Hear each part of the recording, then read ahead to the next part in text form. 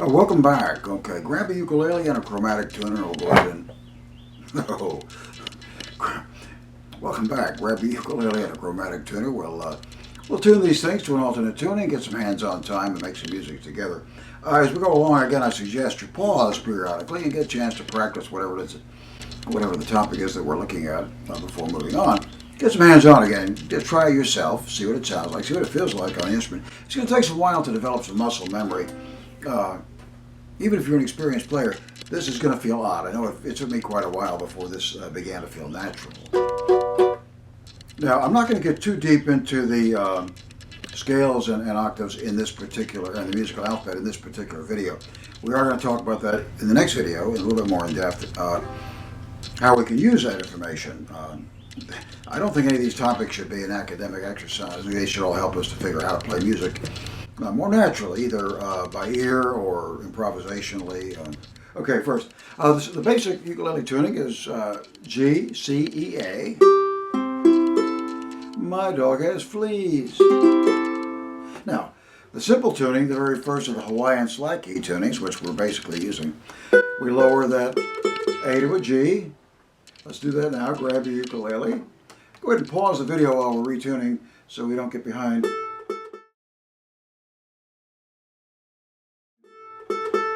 Lower from A to a G. I do this a lot, so I'm going to do it pretty fast. So now I have a C major chord. After you've tuned your instrument, go ahead and take a look at the graphic. Pause the video so you can take a good look at it. There's a lot of information on that little high-tech picture I drew.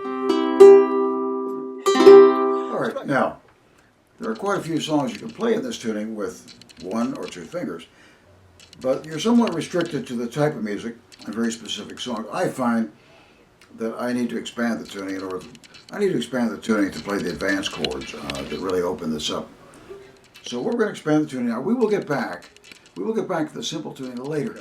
There are quite a few songs you can play. Of course, the easiest are obviously some banjo type songs, folk songs, because really, this is a banjo tuning.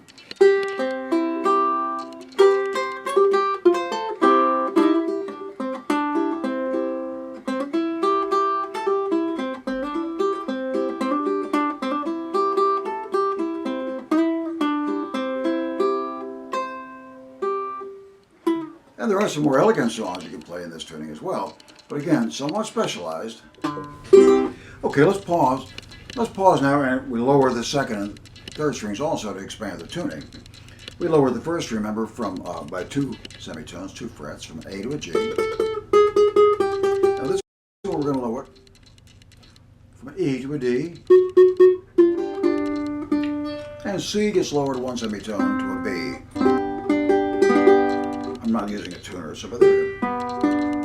That's a G major chord.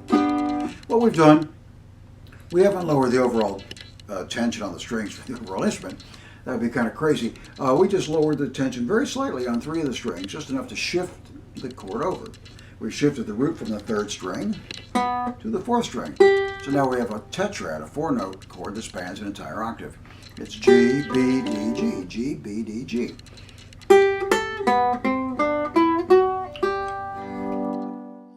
And the baritone, with its longest, we tune it to the same intervals as the other ukulele, but because of its longer scale length, heavier strings, and lower string tension, it results in a lower pitch. It comes out as a D major. We're going to get into the real meat of how this works in the next couple of videos, really. Okay. Now, point being, we have a tune to an open chord. Tune to a major chord.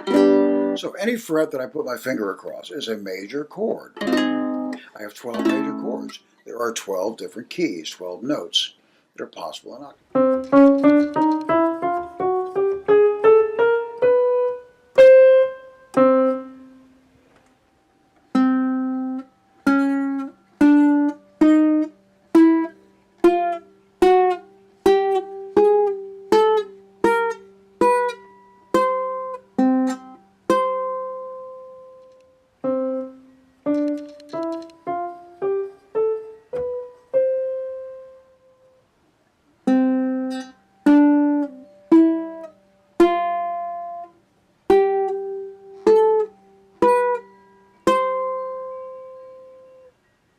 It's amazing how much music exists based on 12 notes. That's it. Now, we have 12 minor chords as well.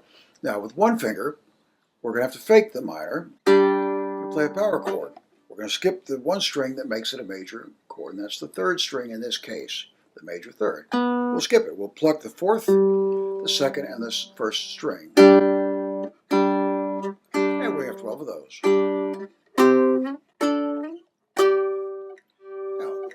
Now, the other way we can play a minor from any respective major chord, from a major chord, we'll modify it by going down. Down is in pitch. Up, down. We go down 4 frets and pluck the 2 middle strings. So here's our major. True minor would sound like this. Now, can't do that with one finger. We can do this though, or we can do this. 2 different ways we can approximate a minor. There are 12 of those, because those are, again, those are portable shapes as well. Okay, and a seventh from the major, we modify, we up 3 frets and pluck the 2 middle strings. So there's our seventh. A minor seventh, we add, let's say, the number 4 string to that.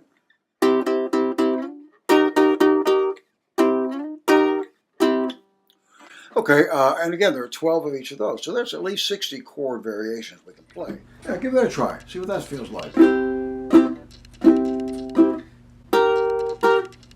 more frets. Come down 4 frets, middle strings. Now we have some fixed chords, ones that are not portable, they're in fixed positions, and these are, I consider them bonus chords.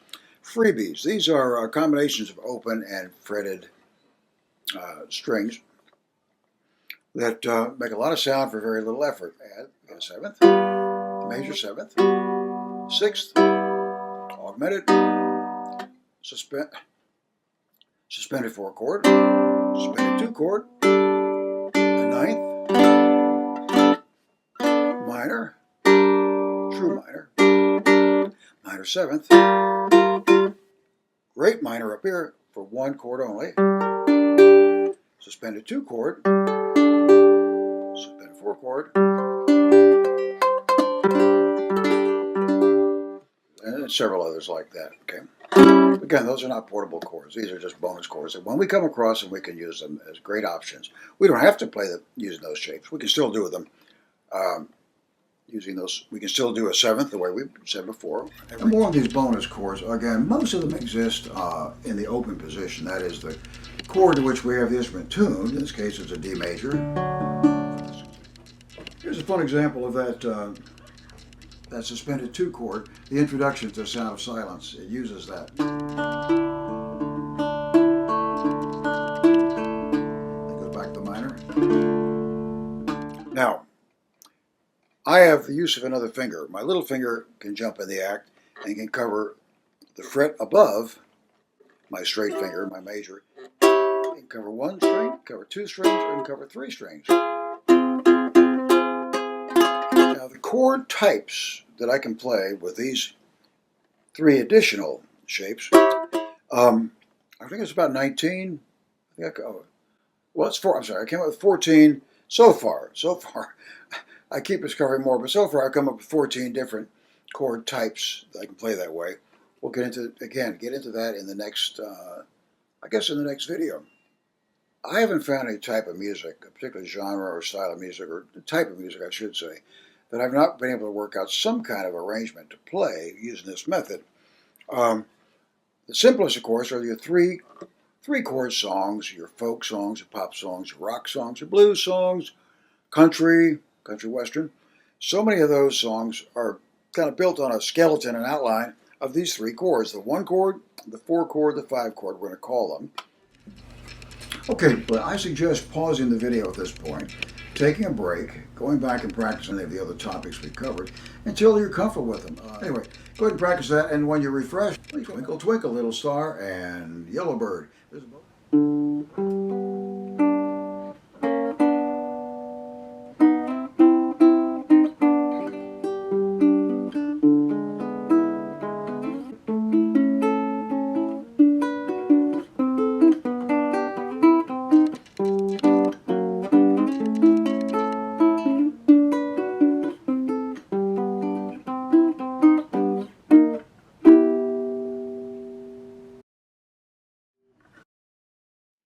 Twinkle, twinkle, little stars. Okay, ready? We're starting on the 5th fret. I'll strum twice per measure. Here we go. 10, 5, 10, 5, open, 5, 5, 10, 5, open, 5, 10, 5, open, 5, 5, 10, 5, 10, 5, open, 5. Have fun with that. Now, if you want to try different keys, sure. How about, let's play it open, the key of G. Key of G, open. Open, 5, open. 5, open, 7, open. Open, 5, open, 7, open, 5, open, 7, open, 5, open, 5, open, 7, open. And the baritone. It was, let's see, also in the key of C. Also in the key of C. Let's go ahead and pay our dues here. But unfortunately, the ukuleles love to play in the key of C, so might as well get used to it. Here we go. 10, 3, 10, 3, 10, 5, 10, 10, 3, 10, 5, 10, 3, 10, 5, 10, 10, 3, 10, 3, 10, 5, 10. I want to point out a really important critical technique when playing with the open tuning, whether it's a guitar or the ukulele or even lap steel. It's where and when to look. So if we leave the 10th fret, in this case we're going to jump 7 frets backwards. That's quite a span. Now another song we're going to play in about the 5th or 6th video, it's going to go like this.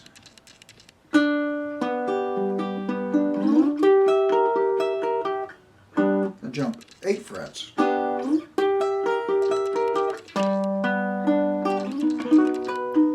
Now, once we're stabilized on a given fret, we want to find the next fret, the next target before it's time to move, otherwise it's too late. So, yeah, I really can't overemphasize the importance of where and when to look and getting in the habit of shifting your focus to the next location before it's time to move. So happy you want to start working out right from the beginning, right here, day 1. So, that was the key of C. Now, we played the other one then in the key of G. Then we play, the key of G on the ukulele. So let's try that on the baritone. That'll be the 5th fret. Start again. 5, 5, 10, 5, 10, 5, open. 5, 10, 5, open. 5, 10, 5, open. 5, 5, 10, 5, 10, 5, open, 5. Great. Now if this seems a little too elementary, get the right hand into play, we'll turn it into some classical music, oh, Mozart.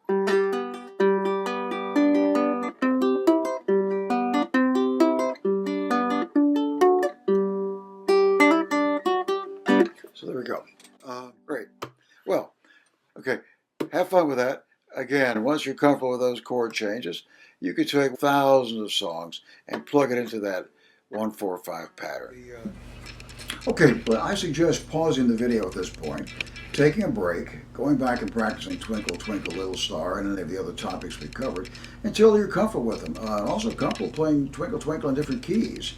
Start to develop that muscle memory now. It's just going to take endless repetition. Again, if you're an experienced player, you already know this. If not, it just takes repetition and practice at an insanely slow pace. It's the most unnatural thing in the world, but that's the best way to learn. So I've been told, and it seems to work. Anyway, go ahead and practice that, and when you refresh, when you come back, we'll jump into Yellowbird. Pretty little calypso number. It's kind of fun.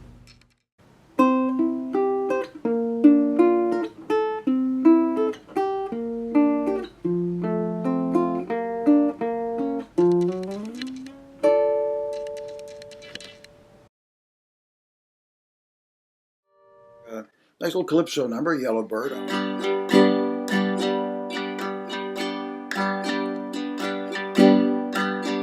Open.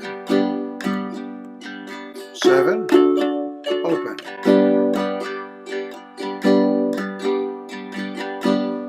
7. Open. 5. Open. 7. Open. 5. Open.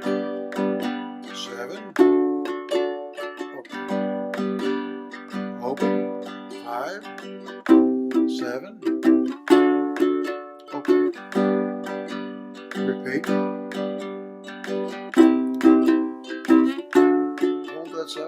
And then open.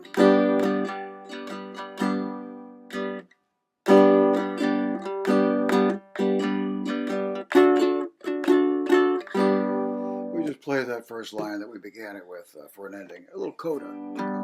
10. Okay. Lay it on track for you folks to play along to. I'll just, if I were going to play it in the 10th fret,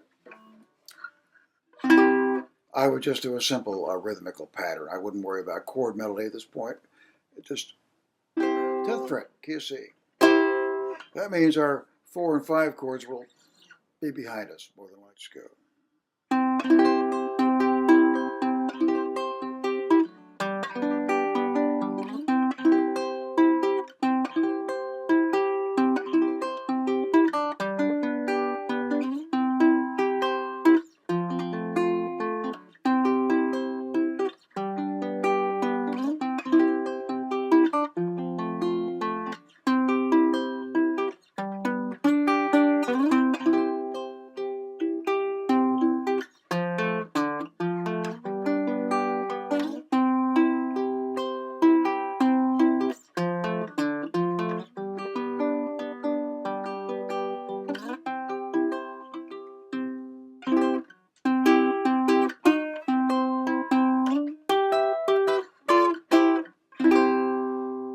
Okay. Have fun playing along to that one in C. Now let's do it in G. Same 3 relative chords, the root, 4, and the 5 chord. Now I'm going to get a lot more chord melody opportunity playing on the 5th fret, particularly on the baritone. Now theoretically I could do this on the smaller ukulele. My fingers really don't allow me to pull it off with any real quality. So now if you could do it, that's fine. But this is the arrangement I like to use for Yellowbird.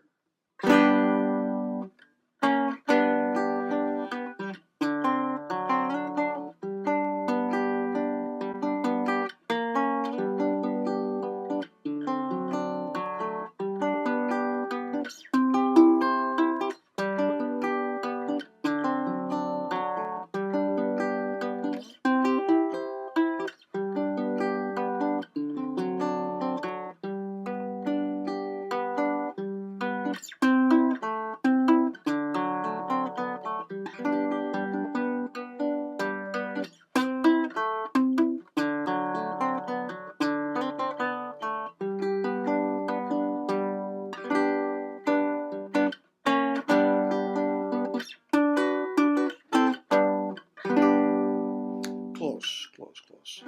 Okay, have fun with that. You see, it'll be the same pattern we just did on the baritone. 5, 10, and open. Okay, in a few minutes we're going to go into some musical structure. This is structure again that's practical. It'll be something we can use. It'll be some tools we can use in arranging music, playing by ear, improvising, and also learning music. It's a good way to learn the music is to kind of see the structure, the basic skeleton or outline of the song.